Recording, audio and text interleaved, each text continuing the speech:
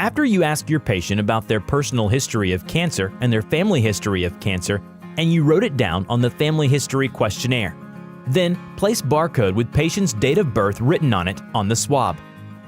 2 patient identifiers are required on each specimen. Then place a barcode on the requisition form. Then open the swab package at the handle and carefully remove the swab. Do not allow the tip of the swab to touch anything other than the inside of the patient's mouth. Now it is time to swab your patient. While holding the handle end of the swab, insert the tip along the inside of the cheek. Rotate the collection tip along the inside of the cheek for 60 seconds. While rubbing up and down and rolling the swab in a circular motion, be sure the entire swab gets DNA on it. To ensure you receive enough DNA, place the back of your hand to the patient's cheek and apply pressure so your swab has something to hold the cheek firm to gather DNA between the cheek and gum. Then repeat this process to the patient's other cheek. When finished, allow the swab to air dry for 10 seconds if this is a dry swab or a swab without preservative solution in the tube. Then place swab into the dry transport tube.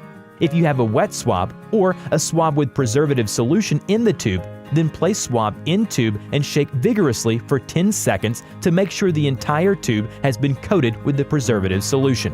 Now, place into specimen bag with patient's requisition and other documents.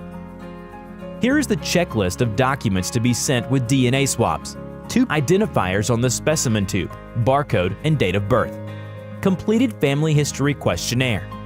Completed requisition form, including doctor's signature, patient's signature, select CGX panels to be tested, ICD-10 codes placed on rec form, suggest at least 3, copy of patient's insurance card front and back.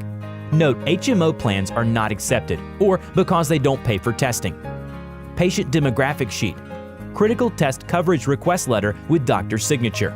Note some United Healthcare plans will need prior authorization through their Beacon app, very easy, processed by doctor's office before sample is sent.